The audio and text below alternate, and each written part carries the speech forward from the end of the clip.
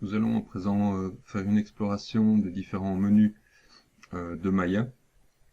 Donc on va se concentrer sur la partie ici au-dessus avec tous les menus qui concentrent les fonctions, les réglages, les outils de Maya.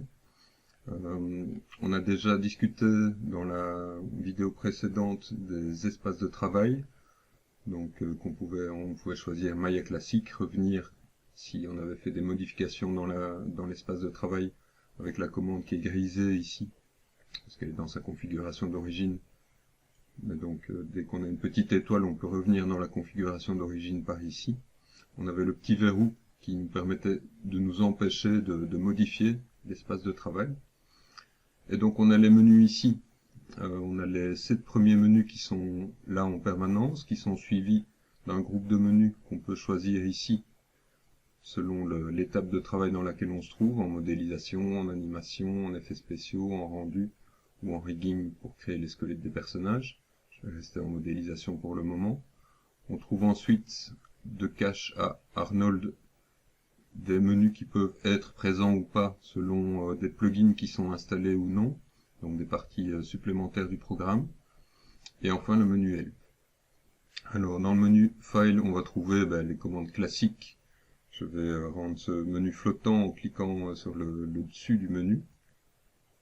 Pouvoir vraiment rester dedans et observer, lire un peu ce menu. Donc on va trouver ici les commandes classiques d'ouverture de fichiers, etc. Toutes les commandes qui nous permettent de jouer avec les fichiers dans Maya. Donc on a chaque fois le nom de la commande, son raccourci, CTRL-N, et éventuellement la possibilité de passer par des petites options. Donc quand on veut faire une nouvelle scène, on va trouver la possibilité de faire quelques premiers réglages. Donc on va trouver par exemple ici les unités qui sont en centimètres par défaut, les angles qui sont en degrés ou en radians, ici ils sont en degrés, le nombre de frames par seconde si on veut faire de l'animation, qu'on mettra souvent à 25 images secondes. Et donc je peux créer un nouveau fichier. Je n'enregistre pas ce que j'ai pour le moment. Je peux ouvrir évidemment un fichier existant. Donc là j'irai rechercher une scène que j'ai modélisée précédemment. Enregistrer un fichier, on va aller regarder les options pour enregistrer un fichier. Alors on a une option ici qui peut être intéressante, qui va nous permettre d'enregistrer. Quand on enregistre, on va pouvoir enregistrer au fur et à mesure des fichiers qui vont s'appeler le nom du fichier qu'on va donner et qui vont être suivis d'un petit numéro incrémenté, donc auquel on ajoute 1 à chaque fois, qu'on peut limiter à 20. Ça nous permet de garder des versions précédentes, donc on peut garder cette option, elle peut être intéressante. Si j'enregistre le fichier, je vais avoir le choix de définir où je positionne mon fichier. Alors je vais, avant de faire ça, vous montrer une autre, descendre un petit peu par ici et venir dans les projets. Donc quand on travaille dans Maya, on va très rapidement se retrouver avec beaucoup de fichiers, des fichiers de texture, des fichiers de rendu, donc les images qu'on génère, les fichiers de travail, donc les fichiers Maya qui sont en MA ou en MB, et on aura très rapidement plein d'autres fichiers ça peut vite devenir assez complexe et il faut s'organiser. Donc on va organiser ça dans des dossiers de Windows au travers de projets. Donc on va cliquer sur Project Window qui va nous permettre de définir un endroit, donc de créer un nouveau projet. Là je crée un nouveau projet, je peux choisir où je le situe. Donc je peux le mettre par exemple sur mon bureau, dans un répertoire projet qui existe. Je sélectionne l'endroit où je veux mettre mon projet, je vais lui donner un nom. Ça va être très original mon projet. Et je peux, on va générer ici toute une série de sous-dossiers. Je vais commencer par vider tout ça parce que ça va me créer vraiment beaucoup de sous-dossiers. Je vais juste me créer les dossiers qui m'intéressent, c'est-à-dire les scènes, les images de rendu et les images de texture, que j'appelle SRC pour source. Donc j'accepte ceci, et quand je fais ceci, ben si je vais dans l'explorateur de Windows, je vais obtenir un dossier qui contient des sous-dossiers. Je retrouve ici mon projet qui contient des sous-dossiers dans lesquels on va retrouver après nos images, nos scènes de Maya et nos textures. Je vais donc pouvoir maintenant enregistrer ma scène, et si j'enregistre ma scène, on voit qu'il se situe directement dans mon dossier, mon projet, dans le répertoire qui est destiné aux scènes de Maya, et je vais pouvoir enregistrer ici mon fichier, je l'appelle ma scène, et je l'enregistre tout simplement. Alors j'ai des options, mais pour le moment on ne va pas les regarder, elles ne sont pas importantes. Et si je veux, je vais pouvoir créer des objets, je vais créer une première scène. Et donc si maintenant j'enregistre avec Increment and Save, je vois maintenant que ma scène est numérotée 0001.mb. Donc on a comme possibilité d'enregistrer en Maya Binary, MB, ou en Maya ASCII, donc en texte. On ne va pas rentrer dans les détails pour le moment, rester en Maya Binary. Donc si je fais un Save Scene, je peux choisir, juste après, si je fais un Save Scene, je vais pouvoir choisir si je suis en Maya Binary ou en Maya ASCII. Donc ça fera des fichiers MA ou MB. Rester en binary pour le moment. Donc on va descendre un peu plus bas, on a des commandes qui sont un peu plus spécifiques ici. Alors ici on va trouver les possibilités d'importer ou d'exporter des éléments de la scène de Maya sous différentes formes de fichiers. On va trouver des fichiers comme les OBJ ou FBX qui sont des formats d'import-export entre logiciels. Donc on ira par exemple vers ZBrush pour sculpter, ou vers Substance Designer pour faire des textures, et on importera, on exportera des éléments de notre scène grâce à ces commandes ici. Tout ça est donc lié, on voit il y a dans les menus de Maya on a des petites sections ici, toutes ces commandes-là sont liées à l'importation et l'exportation. Ici, on va pouvoir faire des liens entre différents fichiers Maya. C'est un système qui nous permet d'aller chercher le contenu d'un autre fichier Maya et de l'importer, enfin de le référencer, de faire un lien pour qu'il apparaisse dans la scène de Maya. Ici, c'est des petits outils qui permettent de visualiser des séquences, donc des images qu'on a créées pour créer une animation, et on peut les visualiser grâce à ceci. Donc on a la fenêtre qui nous permet de créer les projets de Maya qu'on a déjà été définir, et on a la commande setProject qui va elle nous permettre de venir sélectionner un projet ou un autre projet. Donc si vous travaillez sur plusieurs projets différents, vous allez créer différents répertoires et pouvoir venir les sélectionner ici. Donc quand vous ouvrez Maya, ce sera vraiment important de commencer par passer par ici, setProject, venir choisir le projet dans lequel vous avez envie de travailler, s'il existe, ou de le créer par Project Window. On va retrouver avec Recent File ou Recent Project les anciens projets ou les anciens fichiers dans lesquels on a déjà pu travailler. Je fais quelques petites réflexions un peu générales sur les fichiers et les noms de fichiers. Donc prenez vraiment bien le temps, vous voyez ici le nom du projet au-dessus, prenez bien le temps de donner des noms, si possible sans espace et sans accent surtout. Donc ça peut générer des problèmes dans Maya d'utiliser des accents. Ce sera également le cas si vous nommez un objet avec un accent ici. On pourra double-cliquer, renommer un objet ici. Il faut vraiment éviter les espaces, les accents dans Maya. Prenez aussi vraiment le temps d'organiser vos projets, de classer vos projets dans des répertoires, dans des dossiers de Windows qui sont clairs et où vous retrouverez les choses. Et si vous utilisez des projets, vous pouvez déplacer vos projets sur une clé USB sans problème et réouvrir votre projet depuis la clé USB ou un disque dur sans qu'il y ait de soucis avec vos textures, etc. Si vous oubliez les projets, ben, vous aurez des problèmes avec les textures qui ne s'afficheront plus, etc. Donc il faut vraiment être attentif à procéder de cette manière-là. Alors, je vais continuer maintenant avec le menu suivant. Donc le menu suivant contient quelques opérations un peu générales. On va trouver d'abord le undo et redo, donc c'est l'opération, je vais supprimer ça. Je vais créer un nouvel objet, je vais prendre un cylindre par exemple. Je crée mon objet. La commande Z ou CTRL Z va me permettre de revenir un cran en arrière et de supprimer la création.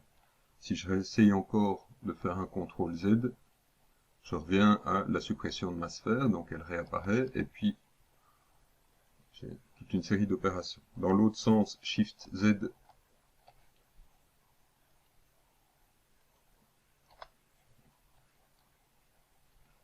créer un objet. Dans l'autre sens, Shift Z va me permettre de revenir en avant, et si je le fais une fois de trop, je vois ici en bas qui me met une erreur qui me dit il n'y a pas de commande à refaire, redo, donc il n'y a pas de commande à refaire, je suis revenu au maximum de mes commandes à refaire ici. Alors je pourrais passer ici par Setting Préférences, c'est les options de Maya, et je vais trouver les options Undo ici, et je peux définir si je veux activer ou désactiver l'undo, et si je veux qu'il y ait un nombre infini ou un nombre limité d'actions que je peux refaire ou d'étapes où je peux revenir en arrière. Alors, on trouve ensuite les commandes pour répéter l'opération. Une opération un outil qu'on a utilisé, c'est l'équivalent de ce bouton-ci. Donc ici, la dernière opération que j'avais faite, c'était de créer un cube, et je peux venir recréer un deuxième cube en répétant ou en appuyant sur la touche G. La touche G me permet de recommencer mon opération. Si j'avais créé une sphère, on voit que mon action ici s'est adaptée, elle est devenue création de sphère. Donc je peux répéter la commande polygone sphère avec la touche G, avec cette commande-ci ou ce bouton-ci. On va trouver ici la liste de toutes les commandes récentes que j'ai pu effectuer. C'est pas très souvent utilisé. Alors le cut copy paste dans Maya n'est pas très utile, il s'utilise par exemple dans un champ. Donc on va pouvoir utiliser CTRL X pour supprimer et enregistrer en même temps, copier en même temps une valeur, CTRL V pour recopier, et je peux faire avec un CTRL V recopier la même valeur dans un autre champ. Ici, je vais trouver le moyen de supprimer simplement un objet. C'est aussi la touche Delete. Je peux avec la touche Delete faire l'équivalent. On pourrait supprimer différentes choses. On supprime par exemple très souvent l'historique de construction d'un objet. J'ai un objet qui est sélectionné ici, et son historique de construction pour le moment, c'est simplement la création. Quand on modélisera, donc si je fais une modélisation, je dois entrer un petit peu. Je vais entrer en mode face, je vais extruder une face ici, donc je fais une opération de modélisation, touche G, je répète mon action, et je vois maintenant que j'ai un historique de construction. Donc delete by type history, mais ça va me servir à supprimer cet historique-là, je n'ai plus accès à mes étapes de construction de l'objet. Je vais faire des CTRL Z pour revenir en arrière. Je fais quelques opérations que je vous expliquerai plus tard. Duplicate va me permettre, il faut que je sélectionne un objet. Duplicate va me permettre de dupliquer l'objet. On voit maintenant que j'ai une sphère, deux sphères. Elles sont superposées pour le moment. Je pourrais en déplacer une pour voir que j'ai bien deux sphères. Donc on aura toutes sortes d'outils qui nous permettent de dupliquer de manière plus ou moins compliquée. Grouper des objets. Je prends deux objets ici et je vais les grouper. Ça va générer ici un élément dans l'outliner, on voit que j'ai ce qu'on appelle une petite hiérarchie, et un objet ici qui me permet, si vous voulez, c'est un moyen d'emporter plusieurs objets en même temps. Donc on peut ensuite les dégrouper. Vous voyez qu'ils ont quitté le groupe, et maintenant ils sont de nouveau séparés.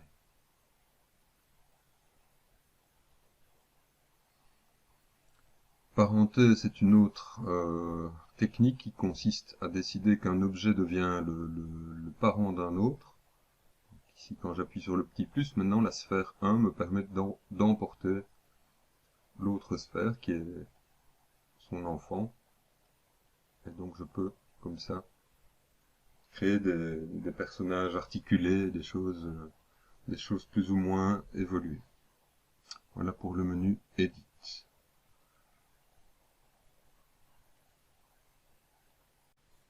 Je vais supprimer mes objets avec la touche Delete, je les sélectionne au préalable. Dans le menu Create, que je vais laisser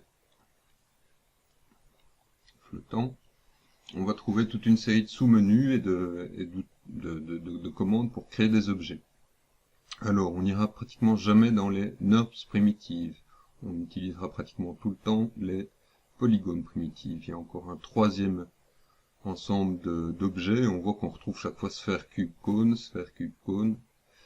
mais ce ne sera pas ces éléments-là qu'on utilise. C'est un autre type de modélisation et c'est pas celui-là qu'on apprendra. Donc on va trouver ici le moyen de créer toutes sortes de primitives, donc des objets de base sur lesquels on va pouvoir, comme j'ai déjà fait un peu avec le cube, démarrer une modélisation. Alors on a deux petites cases à cocher ici.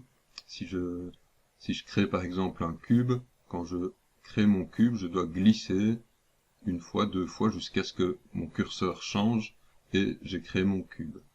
Si j'avais décoché Exit on Completion, quand je crée une sphère par exemple, je peux créer à la suite plusieurs sphères. Donc ça veut dire simplement que je quitte mon outil de création quand j'ai terminé. Si cette case-ci est décochée, je vais supprimer un peu mes éléments. Si cette case-ci est décochée, simplement quand je vais créer une sphère, elle va se créer au centre, ou un cylindre, etc. Ils vont chaque fois se créer au centre. C'est l'ancien mode de fonctionnement de la création des objets de Maya. Donc c'est cette case-ci que l'on peut cocher ou décocher. Quand je crée une sphère ou un objet, je peux passer par ces options et je pourrais décider de lui mettre par exemple 16 divisions. Donc, quand je crée une sphère maintenant, elle va avoir un peu moins de divisions. Si je repasse par les options, je vais essayer avec 8. Je crée ma sphère et j'ai une sphère qui a 8 divisions en hauteur et en division radiale. Donc on voit ici qu'on passe par une fenêtre qui sont les Tool Settings, c'est une fenêtre dont j'avais parlé qui se trouve ici, qu'on peut obtenir également en double-cliquant sur une des icônes ici de ce qu'on appelle la Toolbox. Donc on peut décider de passer par les options avant, mais si on passe par les options avant, il faut savoir que les options vont chaque fois être conservées. Donc on peut éventuellement passer par les options et faire un Reset Tool qui va nous remettre les options par défaut. Donc maintenant quand je crée une sphère, je reviens avec mes options par défaut pour créer la sphère. Je pourrais, une fois que j'ai créé un objet, changer pour cet objet ou pour un autre objet, changer ses propriétés, soit en appuyant sur la touche T.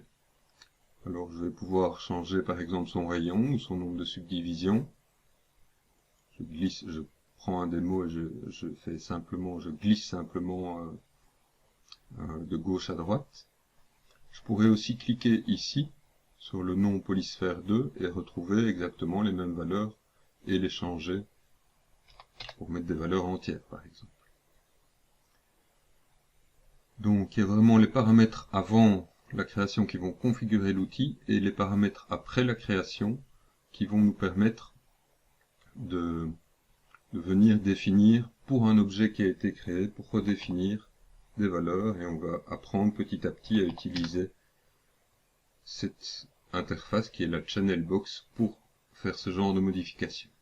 On trouverait aussi les attributs de notre objet. Là, j'ai plusieurs onglets et je vais trouver les attributs de la création de mon objet dans un onglet qui s'appelle polysphère ou polycube, et je vais trouver également une autre possibilité de changer les différents attributs de mon objet qui a été créé.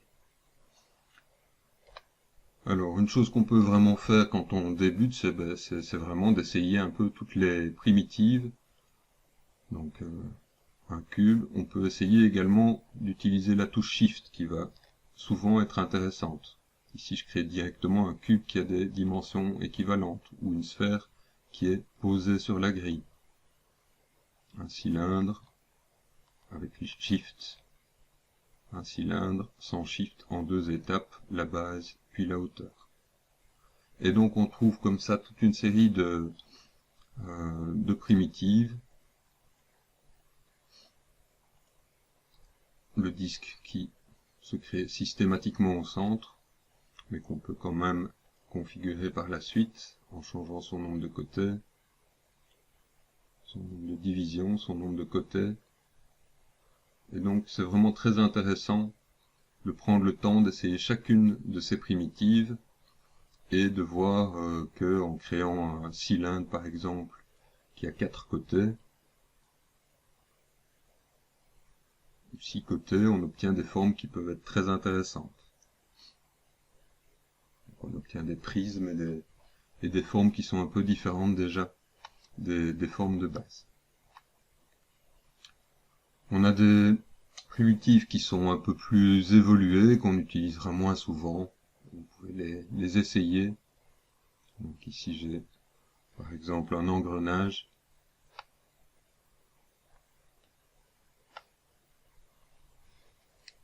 Et cet engrenage a vraiment beaucoup de paramètres pour lui donner toutes sortes de formes, toutes sortes de nombres de divisions, etc.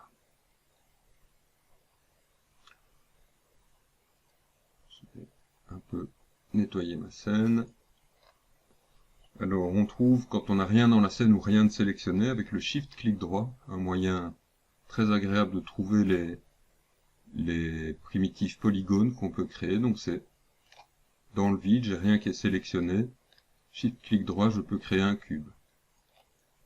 Shift clic droit, je peux créer une sphère. Il faut faire attention de ne rien avoir de sélectionné, sinon on va avoir autre chose avec le Shift clic droit. Et donc, je désélectionne en cliquant dans le vide, Shift clic droit, et je peux créer mes primitives comme ceci. On va trouver ensuite la possibilité de créer des lumières. On aura tout d'abord un peu du mal à voir l'effet des lumières. Je vais prendre la directional light, et la directional light, il faut l'orienter, c'est-à-dire la faire tourner un petit peu. Je vais l'incliner un peu comme ceci. Et pour la visualiser, je peux cliquer sur la petite lumière ici. Je vais me créer un petit plan. Et je vais déjà pouvoir observer ici la lumière, l'éclairage. Et je peux aussi afficher l'ombrage. Donc avec la lumière, on va pouvoir, quand on la fait tourner, orienter un éclairage. Et donc pour ce premier éclairage, le plus simple, c'est la lumière directionnelle. C'est celle qui demande le moins de réglage. Donc cet éclairage, il va servir plus tard quand on fera des rendus.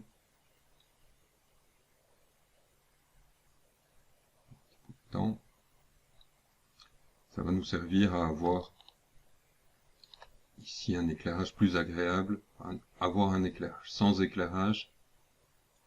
Donc, si je supprime mon éclairage ici, la directional light, ma scène est toute noire et c'est normal. La plupart des éclairages vont demander un petit peu de réglage. Je prends par exemple une point light. Ma point light, dans un premier temps, ne donne aucun éclairage. Je vais un peu la déplacer. On a l'impression qu'il y a un très très léger éclairage ici dans la scène, mais on voit que il faudra commencer à le configurer, notamment augmenter son intensité pour avoir un réglage similaire. Pour avoir vraiment un réglage similaire, on se mettra ici en quadratique et on a un éclairage similaire dans l'image finale et dans l'image qu'on voit dans la vue de Maya. Donc les éclairages demanderont plein d'explications, je ne vais pas insister là-dessus pour le moment. On peut créer des nouvelles caméras. Les nouvelles caméras, donc je peux la créer par ici. Donc j'ai créé une caméra ici dans ma vue. Je peux la positionner comme ceci. Je peux aussi aller regarder au travers de ma caméra. Donc pour aller regarder au travers de la caméra, je dois passer par ici. Et je vois ma vue dans la caméra. Avec les boutons Alt, bouton du milieu, bouton de gauche, pardon, je peux tourner dans ma scène, dans ma vue. Avec le bouton du milieu maintenu enfoncé, je peux faire un panoramique. Avec le bouton droit, je peux reculer et avancer dans ma scène. On verra les différentes manipulations de vue un peu plus tard. On va trouver ensuite des moyens de créer différents types de courbes. Vous comprendrez, vous ferez assez vite le lien avec les courbes de Bézier, mais elles demandent quand même un petit peu d'explication. Et donc les courbes de Bézier, elles vont nous permettre de créer des courbes comme dans Illustrator et d'en faire après toutes sortes d'utilisations. On va pouvoir créer des surfaces ou animer un objet le long d'une courbe. Tout ça demandera évidemment plein d'explications. On peut créer du texte, on peut créer d'autres objets ou même importer des objets depuis Illustrator. On va trouver d'autres éléments comme des plans de construction ou des outils de mesure. Je vais prendre par exemple le Distance Tool qui me permet de créer deux petits objets. Je vais les déplacer pour voir un peu plus, éteindre l'éclairage. Donc ici, j'ai deux petits objets qui me permettent de mesurer une distance dans ma scène. Donc je vois ici une distance. Donc j'ai toutes sortes d'éléments qui sont apparus ici. Mon Distance Tool me donne la distance entre ces deux points dans l'espace. Ce qui en bas devient un petit peu plus compliqué à expliquer, donc je vais passer ça. Je vais supprimer quelques éléments ici. Donc on peut vraiment se dire que ça peut être très très intéressant. N'hésitez pas à appuyer sur le petit bouton ici qui va vous afficher le filaire. N'hésitez vraiment pas à créer de toutes sortes de primitives, à essayer chacun de leurs paramètres. Donc je remontre une dernière fois. Si vous créez je vais prendre le platonique solide, il est créé ici, je vais le mettre un peu plus haut, mais vous vous mettez dans l'attribute editor, donc CTRL 1, et vous pouvez tester vraiment toutes les possibilités. Vous allez voir que vraiment il y a beaucoup de choses et on peut obtenir toutes sortes de formes. Si je prends le cylindre ici, je pourrais obtenir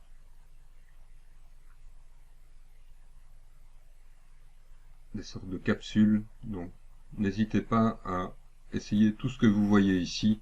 Si vous voyez des trucs liés aux UV, vous ne comprendrez pas tout de suite de quoi il s'agit, mais pour le reste, vous pouvez vraiment tout essayer et voir un petit peu ce qui est disponible comme ça à la création dans Maya. Alors on passe ensuite dans le menu Select. Le menu Select va nous offrir toutes sortes de moyens de sélectionner, par exemple, tous les éléments, de désélectionner tout. On peut sélectionner aussi avec en dessinant un carré dans la zone ou en cliquant avec CTRL ou SHIFT. Avec SHIFT, on va pouvoir sélectionner, désélectionner. On verra tout ça, tous ces outils de sélection très patiemment. On peut déjà un petit peu parler, si je vais dans le Modeling Toolkit, de la possibilité d'entrer en mode composant. Les modes composants vont nous permettre de déformer les objets en prenant soit des points, les vertex, soit des edges, les arêtes, soit des faces.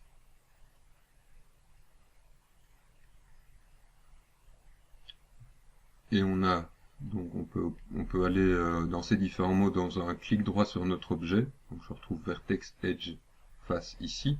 Et je peux également revenir dans le mode objet, donc clic droit, Object Mode, et c'est là que je vais retrouver mon objet comme, qui forme un tout. Donc tous ces outils de sélection seront revus en temps utile. Je ne vais pas détailler ça maintenant. On trouve ensuite le menu Modify. Dans le menu Modify, on va trouver quelques éléments qu'on a déjà un petit peu utilisés sans les expliquer vraiment, c'est-à-dire les trois outils les plus utiles, c'est qui sont ici, dans la toolbox à gauche. Donc on a l'outil de déplacement, l'outil de rotation, l'outil de mise à l'échelle. Donc le déplacement va nous permettre de positionner les objets dans l'espace. On a le raccourci W, on a le raccourci E pour la rotation, qui va nous permettre de faire des rotations de l'objet. Et la mise à l'échelle qui va nous permettre de faire les mises à l'échelle de l'objet. Alors je vous montre simplement une petite chose ici avec la mise à l'échelle. La mise à l'échelle, je peux la faire au milieu ici, mais je ne sais plus vraiment quelle est la mesure de mon objet. Ce que je veux dire ici, c'est que quand on fait des mises à l'échelle, les dimensions de l'objet, donc j'avais par exemple un rayon de 1, mon rayon de 1, il est multiplié par les valeurs que j'ai mis ici. Si je mets 5, j'ai maintenant un rayon de 1 fois 5. Donc c'est pas toujours très simple au début d'utiliser la mise à l'échelle, et je vous déconseille à la limite même de l'utiliser dans un premier temps. Alors on va trouver d'autres outils qui sont certains un peu plus compliqués ici. Donc je ne vais pas en parler tout de suite, ça demande beaucoup trop d'explications. On va trouver donc, le seul dont je vais vraiment parler un peu maintenant, c'est l'outil d'alignement. Donc l'outil d'alignement demande qu'on sélectionne des objets. Il va me permettre, si je sélectionne deux objets, de les aligner, par exemple. Donc je dois un peu orienter ma vue.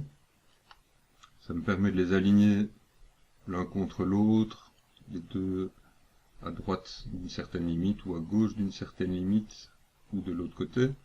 Alors si je veux aligner plusieurs objets sur un même objet, je prends par exemple les trois objets ici que je veux aligner sur le cube, il faut que je vienne rajouter à ma sélection. On va voir qu'il y a un objet qui est en vert ici, je vais aligner sur l'objet qui est le dernier sélectionné, l'objet qui est visible en vert ici. Et donc je vais pouvoir faire des alignements, et ils ne sont pas toujours très simples à faire. Je dois parfois bouger un petit peu ma vue, et je vais pouvoir comme ça positionner mes éléments sur un autre élément. C'est un des moyens d'aligner. Moi j'utilise peu cet outil. On en trouve d'autres qui sont parfois utiles. Dans le menu Modify, toutes sortes d'outils d'alignement par ici. Mais voilà, on les verra au fur et à mesure quand c'est nécessaire. Alors, quand je veux quitter un outil, j'ai toujours la possibilité de revenir ici sur l'outil Select Tool.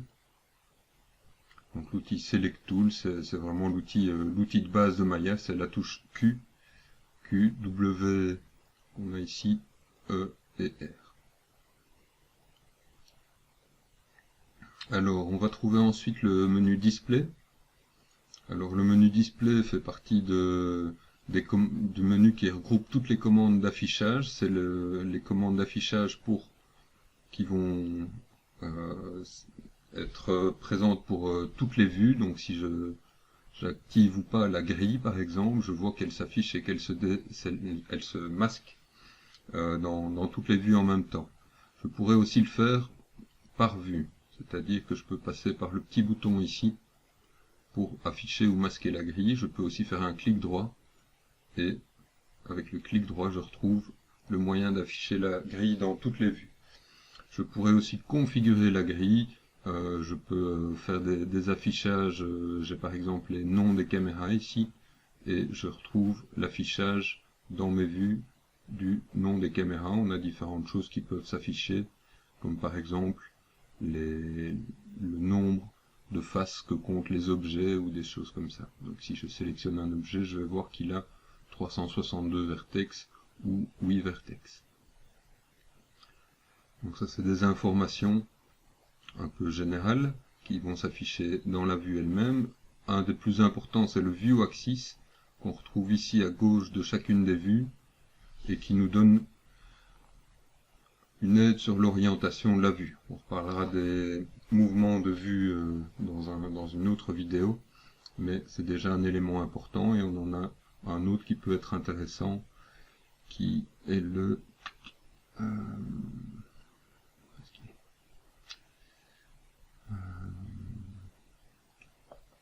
l'origine axis, qui va nous donner lui un petit système d'axes qui est centré au centre de la grille ici. Alors on a la possibilité de masquer une sélection, c'est la touche H, Shift H. On va pouvoir réafficher avec dans le menu Show montrer l'objet qui a été le dernier caché. Donc on peut sélectionner, donc je pourrais j'ai différentes commandes ici, je peux masquer tout, je peux sélectionner des objets, on voit qu'ils sont grisés dans l'outliner pour les afficher à nouveau, afficher la sélection ou afficher tout. Donc c'est différentes commandes qui vont permettre simplement de masquer, d'afficher des éléments. Donc on pourrait aussi décider d'afficher ou de masquer les polygones. Donc là je vais masquer tous les polygones, mais ça ne masque. Si j'avais par exemple dans ma scène, je vais créer une lumière. Donc j'ai une lumière. Ici, mes lumières elles sont toujours affichées. Donc c'est un moyen d'afficher ou de masquer seulement certains éléments, et c'est par exemple très utile de masquer les lights, les lumières. Ça désencombre la vue dans différentes situations. Show All va permettre de réafficher tout. Je retrouve ma petite lumière ici. Alors, on a aussi ce type de menu réapparaissent ici, et je pourrais décider que dans cette vue-ci, je masque ma lumière alors qu'elle est visible dans les autres vues. Donc on a des menus qui sont spécifiques à chacune des vues qui font un peu le même genre de commandes. On a toutes sortes d'autres affichages, par exemple ici on a des affichages qui vont nous permettre d'afficher des éléments, je peux afficher par exemple les vertices. Je vais prendre un objet, j'affiche les vertices et je vois les petits points apparaître. C'est juste un affichage. Donc ça ne change rien du tout. Je pourrais afficher les edges de bordure quand j'aurai des objets qui sont troués. Mes edges de bordure sont affichés en traits plus gras.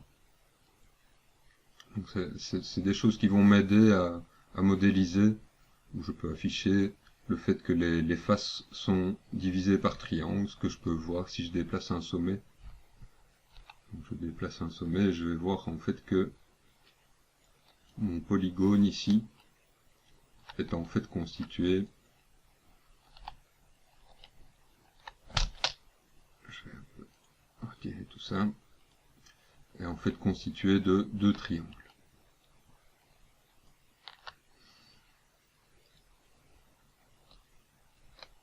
Donc, retenez en tout cas une chose très importante, c'est que le menu display nous permet vraiment juste de changer de l'affichage. On ne modélise rien, on ne fait rien avec, autre que changer l'affichage dans les vues. Alors, on peut aussi trouver, je vais créer 2-3 objets, et passer en 4 vues. On peut y trouver une commande qui est vraiment très utile, c'est un moyen de cadrer tous les objets de la vue.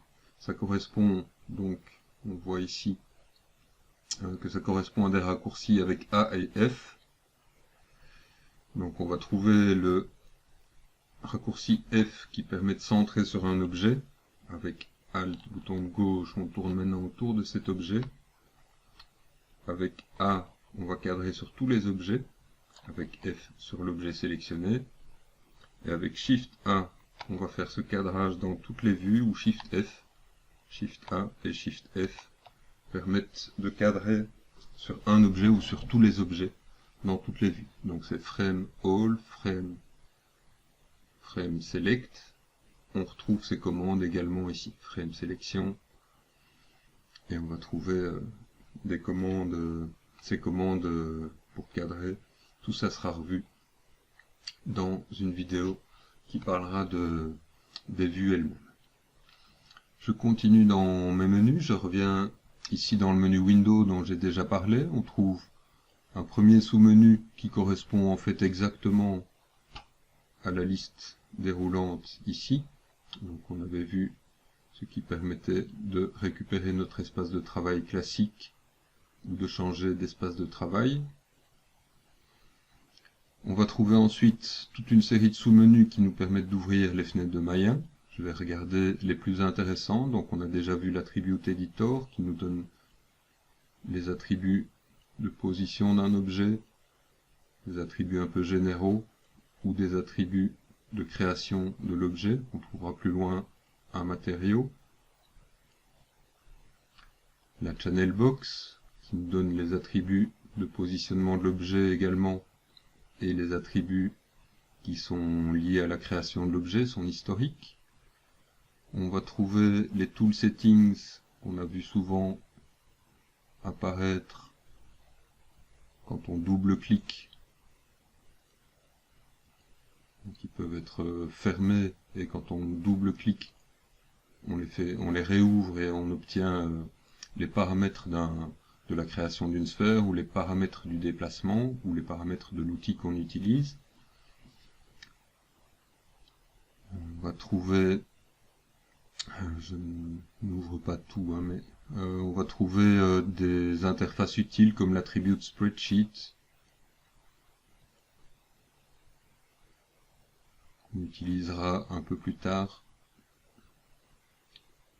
Ici, on est dans des fenêtres qui sont un petit peu plus compliquées. Le Modeling Toolkit, dont on a déjà un petit peu parlé, qui contient tous des outils de modélisation.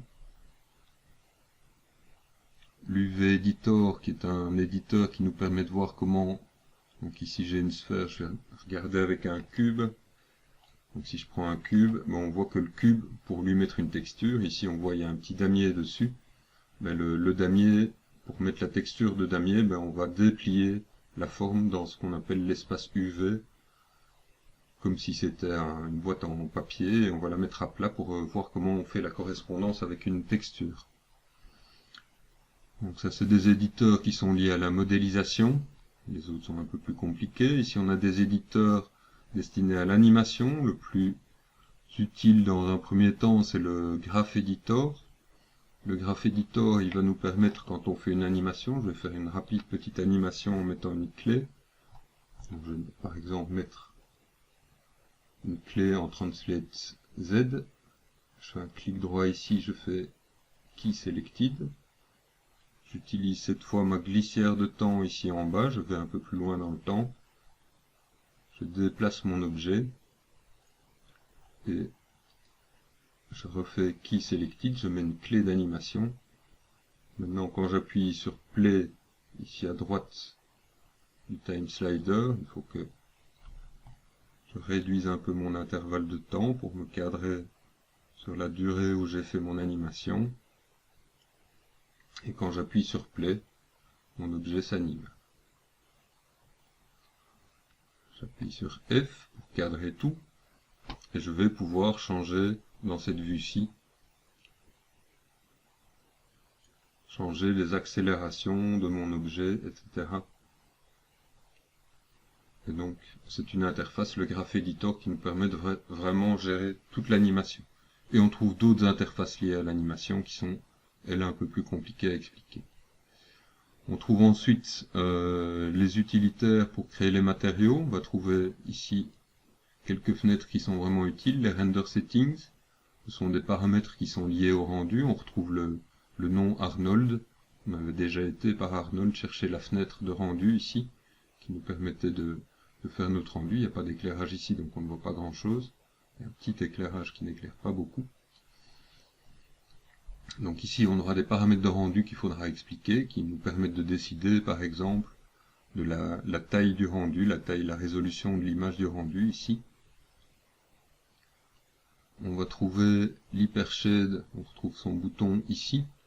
On retrouve les render settings ici. L'hypershade, c'est une interface qui est assez complexe, qui comporte elle-même des sous-fenêtres. Donc des sous-fenêtres, des onglets dans... Et c'est par ici qu'on va créer des matériaux et pouvoir faire des réglages de ces matériaux. C'est une fenêtre presque à l'intérieur de la fenêtre qu'on peut un peu configurer comme l'interface de Maya. Et on va pouvoir sélectionner des matériaux et régler des paramètres. Vous voyez qu'il y a beaucoup de choses à expliquer par ici. On va trouver une fenêtre qui est le Light Editor, qui est assez simple à utiliser, qui contient simplement la liste des différentes lumières et leurs paramètres.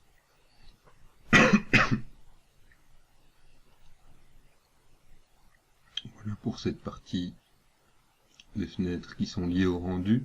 On trouve enfin, je passe celui-ci, on trouve enfin ici ça on est déjà passé par ici, on va trouver une fenêtre avec les différents éléments de l'interface utilisateur, je vais y revenir tout de suite.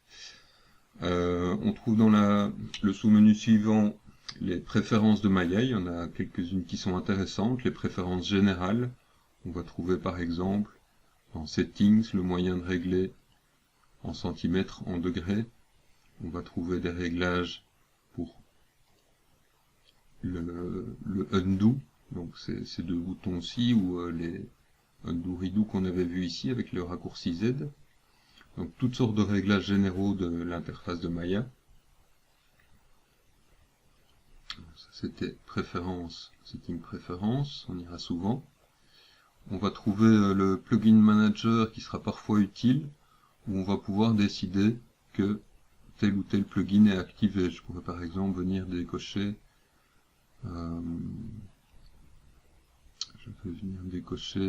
MTOA, et quand je le décoche, je plante Maya.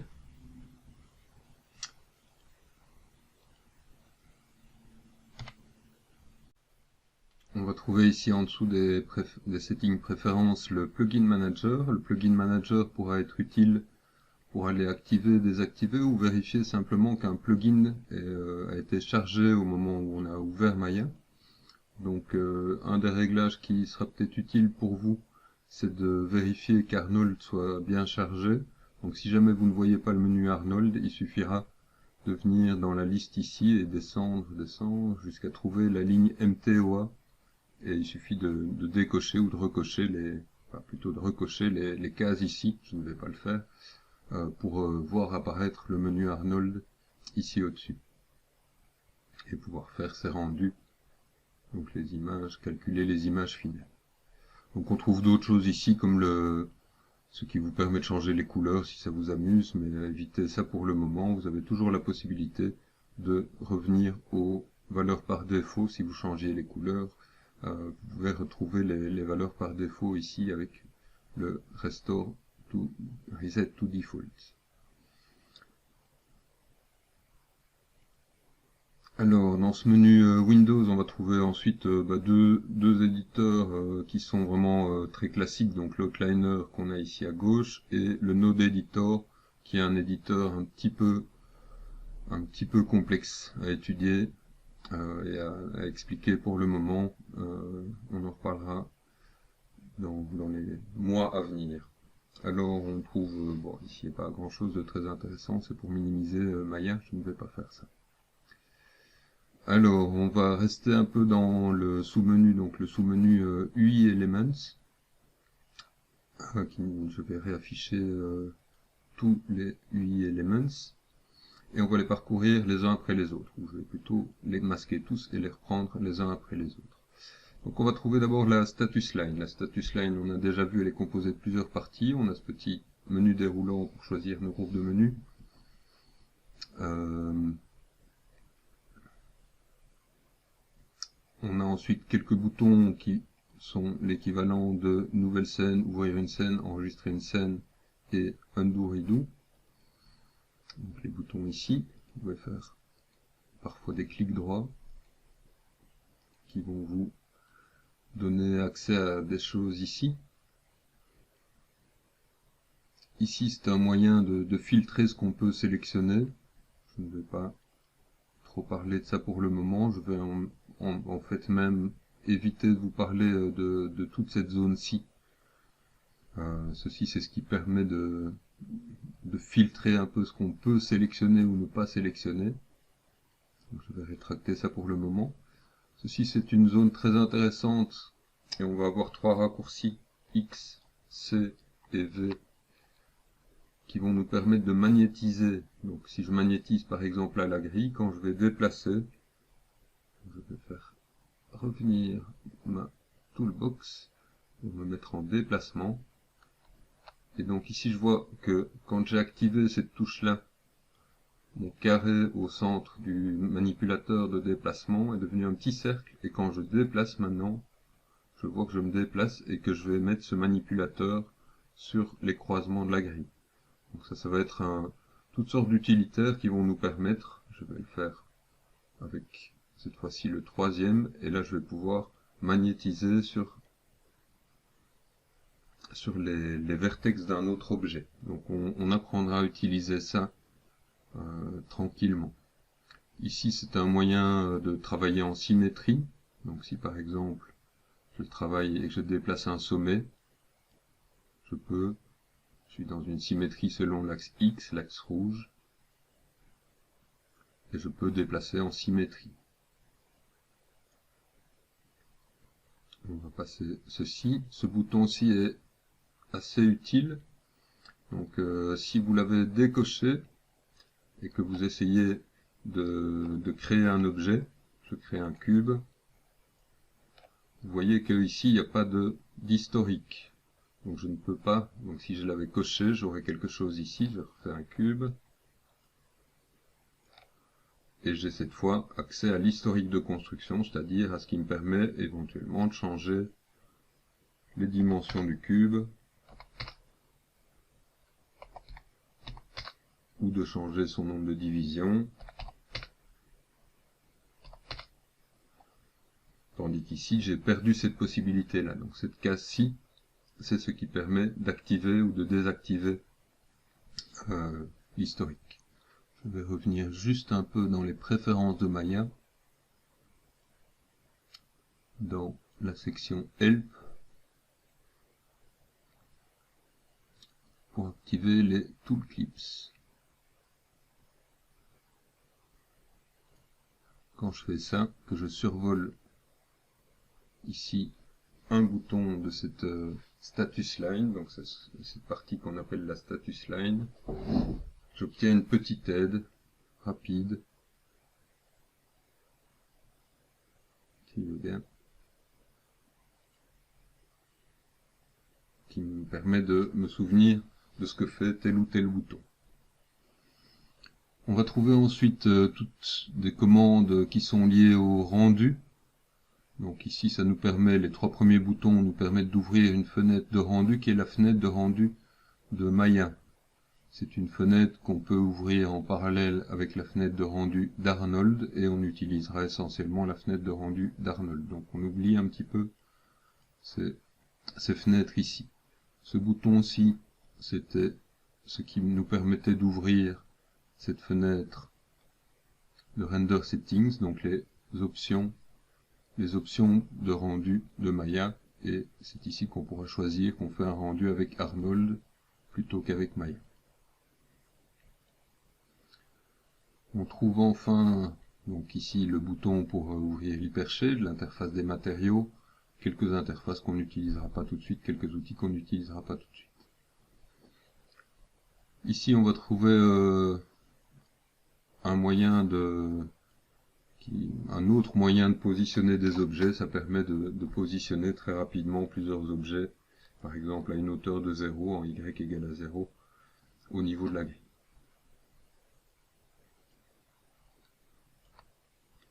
C'est une interface qui peut être utile pour positionner en même temps plusieurs objets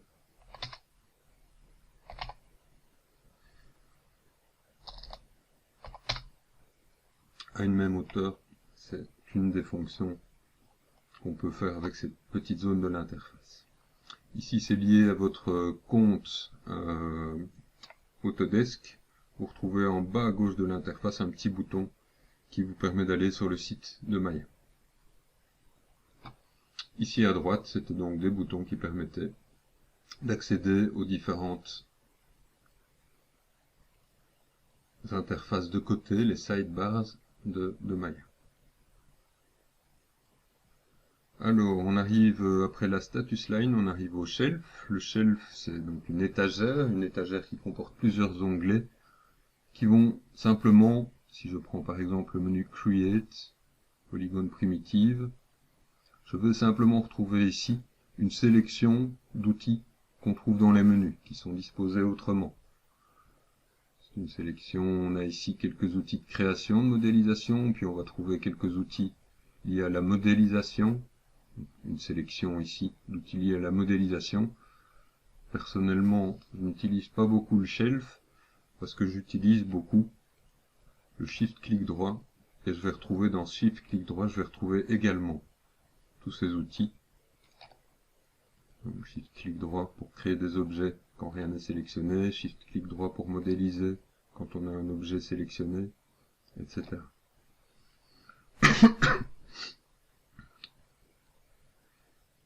Dans les onglets qui pourraient être les plus utiles, on pourrait aller dans Rendering, où on trouve facilement les lumières, c'est parfois plus rapide, ou alors dans Arnold, où on trouve d'autres lumières. C'est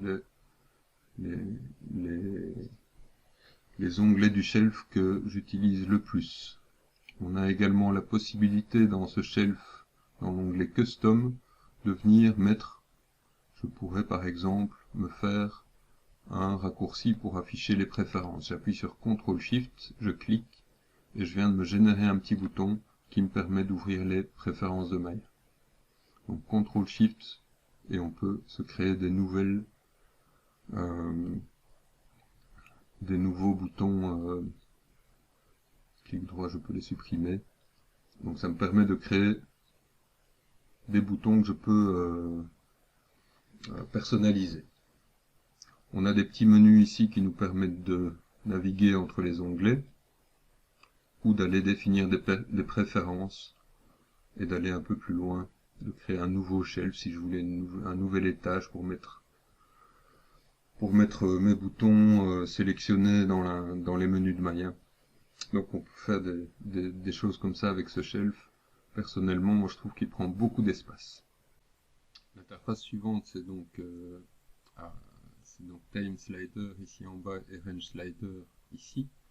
Elles vont un peu en parallèle l'une de l'autre. Donc on a le Range Slider qui permet de définir en fait l'intervalle visible, la durée de temps qui est visible ici au-dessus sur le Time Slider, la glissière de temps. Donc on peut la régler ici par des chiffres pour définir le début et la fin du Time Slider. Et c'est ici qu'on va vraiment voir, quand on a un objet sélectionné, qu'on va voir son animation. Donc ici on voit quelques petits traits rouges qui indiquent que j'ai posé des clés. Donc quand je joue une animation, j'ai défini des positions qui vont de clé en clé, avec des positions intermédiaires qui sont calculées. Donc je pourrais aussi me déplacer en passant par les différentes positions des clés, en avant ou en arrière, me déplacer image par image, donc frame par frame, aller à la fin ou au début de l'intervalle. Ou me positionner à une clé qui est à une position dans le temps qui m'intéresse, je me mets à l'image 50.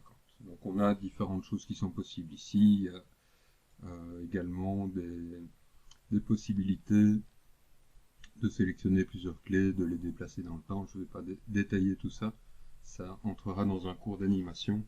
Donc on a toutes sortes de réglages ici, entre autres aussi avec le dernier bouton ici, un réglage qui nous permet d'entrer dans les préférences de Maya, donc c'était Setting préférence, dans la catégorie qui est liée au Time Slider, où on va trouver les réglages principaux qui sont liés à l'animation. Donc ça c'était pour ces deux parties vraiment très liées à l'animation qu'on peut masquer quand on n'en fait pas. On va trouver ensuite la command line qui permet d'entrer des commandes ici dans un langage qu'on appelle le MEL ou le Python. C'est un langage qui va ressembler, j'ai un bouton ici à droite qui va ouvrir un éditeur où on voit un petit peu que derrière les instructions qu'on fait dans Maya, il y a en fait plein de code. On ne va pas trop regarder tout ça maintenant, mais voilà, par exemple, si je crée un cube, on va regarder ce qui se passe. Je vais effacer un petit peu tout ce qui est affiché. Donc si je crée un cube, j'ai une commande qui a été créée ici. Polycube, qui me donne les dimensions. Ici, j'ai 2,221, quelque chose comme ça. Donc ici, c'est les dimensions du cube que je viens de créer. Et c'est les opérations au fur et à mesure que Maya réalise.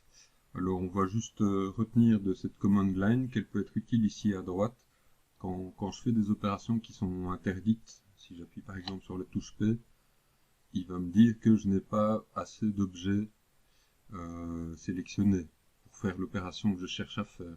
Si j'essaye de faire un Shift Z, il va me dire que je ne peux plus faire des actions dans le futur qui n'ont pas encore été faites. Donc il m'indique des erreurs. Il m'indiquera parfois aussi des warnings, donc il m'indique des informations qui me disent il y a un truc qui n'est peut-être pas tout à fait net dans ce qui se passe. Donc c'est en jaune et en rouge, c'est vraiment une erreur. Donc c'est toujours intéressant de voir s'il y a une erreur ou l'autre ici. On va trouver ensuite la helpline, et la helpline elle réagit un petit peu comme les infobules qu'on a ici.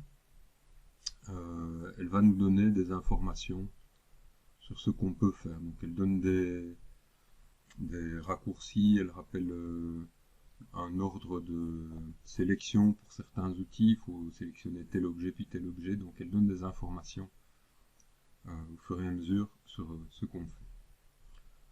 Donc ça c'était la helpline. Alors on va trouver à gauche la toolbox qu'on a déjà plus ou moins détaillée, donc avec ces outils de sélection, déplacement, rotation, mise à l'échelle, Q, W, E et R comme les 4 premières lettres d'un clavier QWERTY. On a deux autres outils de sélection qui permettent de sélectionner en mode lasso ou en mode peinture, donc ils vont être surtout utiles. Et alors là, il faut utiliser le raccourci B pour augmenter ou diminuer le rayon. On peut aussi le régler par ici, dans les Tool Settings. Donc je double-clique si ce n'est pas présent. Si cette fenêtre n'est pas présente, je double-clique et je peux changer mon rayon. Je peux le faire aussi en glissant avec la touche B maintenue enfoncée. Et ça me permet de sélectionner comme sous un pinceau.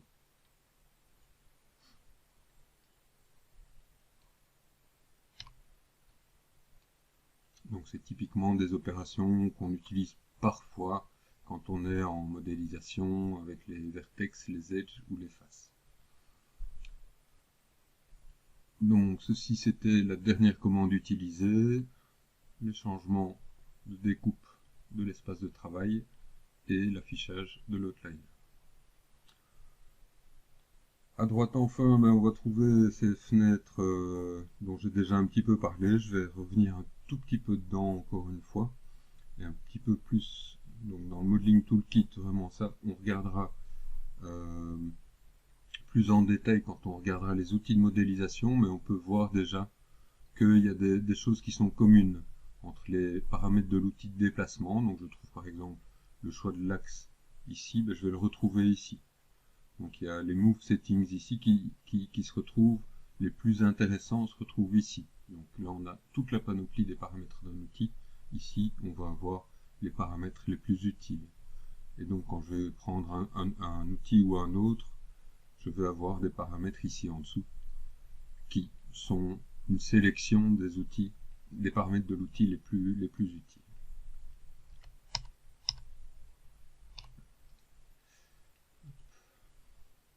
Alors, donc je trouvais aussi notamment le moyen de passer de mode objet à mode edge, etc. Alors, plus important rapidement, bah, c'est de comprendre vraiment un peu ce qui se passe dans ces deux interfaces-ci. De comprendre que le premier onglet ressemble vraiment très fort à l'onglet au-dessus de la channel box. Donc on voit ici, j'ai fait une animation sur ma sphère. Je vais réafficher ma timeline. Barre d'espace maintenue enfoncée, cliquez à droite. Et j'ai une animation. Mais je vois que je vais avoir ici mes champs numériques qui sont colorés de roux. Ça veut dire qu'ils sont animés. Je vais avoir une interface ici qui me permet de rentrer plusieurs valeurs à la fois. Si je veux mettre tout à l'échelle, je peux mettre tout à l'échelle très rapidement par ici. C'est plus difficile de le faire champ par champ ici. Je peux. Avec la touche Tab, je peux naviguer d'un champ à l'autre. Ou Shift Tab pour revenir en arrière. On peut aussi avec CTRL du bouton du milieu. On peut, CTRL bouton du milieu maintenu enfoncé, ça agit comme une glissière ici dans l'Attribute Editor. Ici, on va plutôt utiliser, je clique sur le mot Rotate Y et avec le bouton du milieu, je peux agir comme une glissière dans la vue de gauche à droite. Je peux prendre plusieurs champs en même temps, bouton du milieu, de gauche à droite. Je peux réinitialiser plusieurs valeurs, les scales se mettent à 1, Enter, les rotate à 0, les translate à 0. Je peux obtenir certaines opérations, par exemple ici j'avais fait une animation que je veux supprimer, je vais faire un clic droit, casser la connexion. Break connection. Donc on pourra faire différentes opérations avec ce clic droit, on pourra mettre des clés pour l'animation, toutes sortes d'opérations qui sont liées à l'animation. On pourra copier et coller des valeurs, on pourra casser des connexions quand on a fait par exemple des animations, mais aussi quand on mettra des matériaux pour d'autres choses, etc. On pourra verrouiller, ça peut être intéressant. Donc je peux faire un lock selected et je ne peux plus, si j'essaye de déplacer mon objet, on voit que les axes sont grisés maintenant, donc je peux aussi décider que j'ai un objet unlock en Y qui ne se déplace plus que verticalement. Donc voilà, on pourra faire toutes sortes d'opérations dans cette channel box qui est vraiment un outil très très pratique dans Maya pour travailler. On va trouver au-dessus les quelques propriétés de transformation, donc déplacement, rotation, mise à l'échelle. On a une dernière opération qui est pas très intéressante, qu'on utilise très peu. On va trouver d'autres informations qui sont aussi liées aux positions des axes ou à des limites de déplacement. Là par exemple, je pourrais décider que mon déplacement vertical est limité entre -1 et 1. Je peux me déplacer verticalement, mais je suis coincé. Verticalement, je suis coincé entre deux valeurs. Je ne peux pas aller plus haut, pas aller plus bas. Donc on a toutes sortes de petits réglages ici qui sont liés au déplacement, aux rotations, etc. Ça c'est le premier onglet, c'est ce qu'on appelle l'onglet de transformation, le Transform Node. On trouve ensuite un onglet qui va contenir plutôt des propriétés. Il n'y en a pas beaucoup pour les surfaces, mais c'est par exemple ici qu'on pourra choisir d'adoucir un objet. Si je prends une lumière, je vais aller chercher une lumière, je prends ma directionnelle par exemple. Dans ce premier onglet, j'ai toujours sa position ou sa rotation. Dans le deuxième onglet, je vais avoir par exemple l'intensité ou la couleur de la lumière. Dans le troisième onglet, on va trouver les informations de création. Et je l'avais déjà un petit peu montré. Si je fais des opérations de modélisation, j'expliquerai ça plus tard. Si je fais des extrusions, si je regarde ici, ben, je vais me retrouver avec une liste. J'ai l'onglet de transformation, les propriétés de l'objet, et puis mon historique. La création, l'extrusion, l'extrusion. Donc chaque onglet va représenter une opération et je vais pouvoir changer par exemple le nombre de divisions d'une extrusion par la suite. Je vais retrouver quelque chose de similaire ici. La création de mon cube, sa hauteur de base, qui a été suivie par une première extrusion d'une certaine distance et une deuxième extrusion sur une autre distance, avec un certain nombre de divisions. On va trouver aussi la touche T qui nous aidera, on en reparlera, mais qui nous aidera à modifier toutes ces opérations de modélisation. Donc ici je vais retrouver, en cliquant sur la ligne ici, je vais trouver avec la touche T cette petite fenêtre qui est une autre manière de voir chacune de ces opérations. Dans la channel box, on ne voit pas grand chose de plus, mais si on va un peu plus loin, ici à droite, on va arriver à un moment donné au matériau. Le matériau, pour le moment, c'est le Lambert 1. C'est le matériau par défaut qui est appliqué à tous les objets.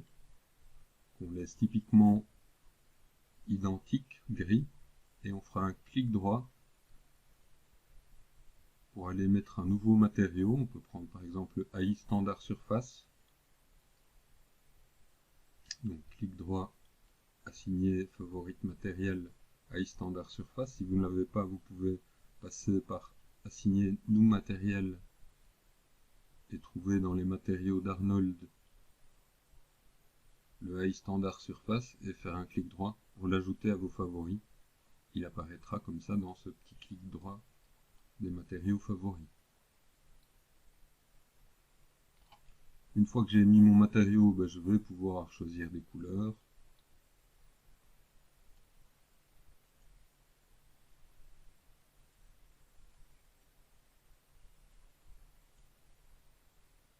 Changer différentes propriétés.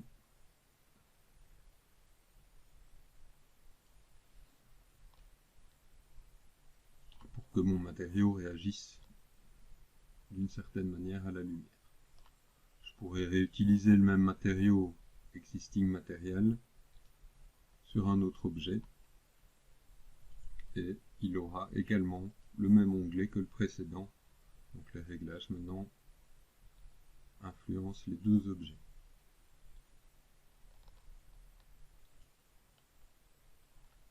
Donc les matériaux, c'est un petit peu particulier parce qu'on voit qu'ils peuvent être liés comme ça à plusieurs objets, mais chaque objet aura son propre historique.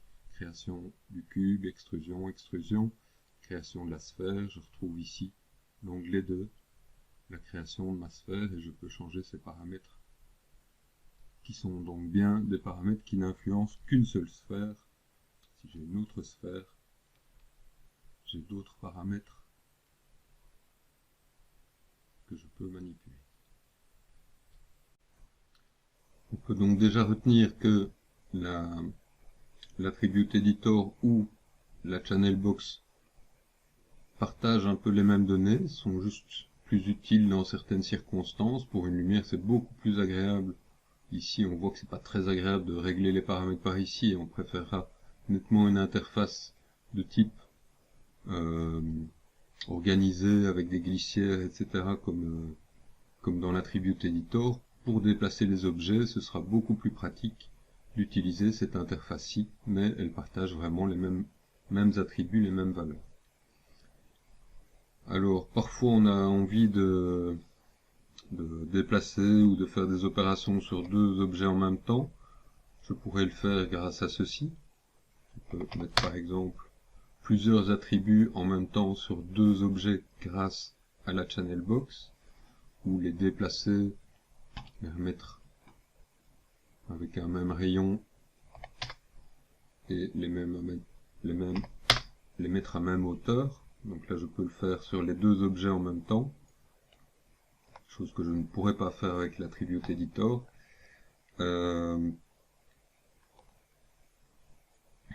Et parfois on aurait envie de pouvoir savoir comparer.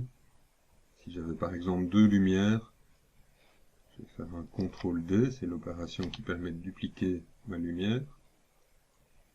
J'aimerais bien pouvoir comparer les attributs de ma Directional Light, donc je vais faire un Copy Tab.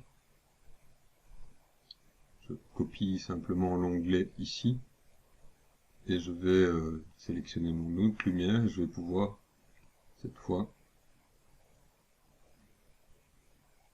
regarder un autre objet, garder en tout cas cet onglet présent sur mon interface de Maya. Voilà. Ceci c'était vraiment pour vous donner quelques premiers petits trucs d'utilisation de l'interface de Maya, comprendre un petit peu les interfaces avec lesquelles on va vraiment travailler beaucoup. C'est important de vous souvenir très rapidement des noms, de la channel box, de l'attribute editor. Je vais encore vite fait parler de cette zone-ci ici en dessous. Donc si j'ai plusieurs objets, c'est une zone qui me permet de... Je vais par exemple prendre les deux objets que je viens de créer et cliquer ici sur le bouton qui me permet de créer un nouveau layer. C'est un layer, c'est une sorte de calque que je pourrais renommer. J'ai double-cliqué sur le nom. Je l'appelle gris par exemple. Je vais lui mettre une couleur bleue ici. Je vais mettre cet objet-là dans un autre layer.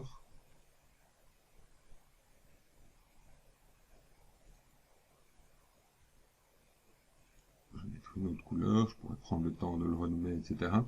Donc ça va simplement m'organiser dans plusieurs zones, enfin dans plusieurs calques, les différents objets de la scène. C'est des calques d'affichage, ça me permet simplement d'avoir quelques opérations ici, comme par exemple de les mettre en grisé, comme ça je ne peux plus les sélectionner, ils ne m'ennuient plus trop. Je peux les mettre aussi en référence, donc ça c'était templates, là maintenant c'est référence, là, je ne peux plus les sélectionner. Ici c'est quelque chose qui est lié à l'animation, donc on n'en parle pas trop tout de suite. Et donc je peux comme ça rajouter, supprimer, je peux faire descendre, monter mes calques pour les organiser. Donc c'est un moyen assez simple si je voulais mettre un autre objet dans un layer, je vais le mettre par exemple dans ce layer-ci. Je peux ajouter mon objet sélectionné au layer.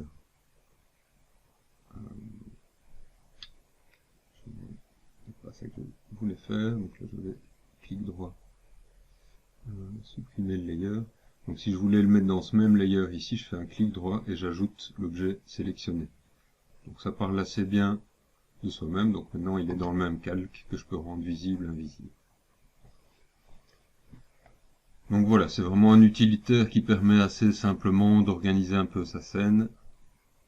On peut sans problème supprimer ces layers une fois qu'on n'en a plus besoin, ou s'ils ne sont pas utiles.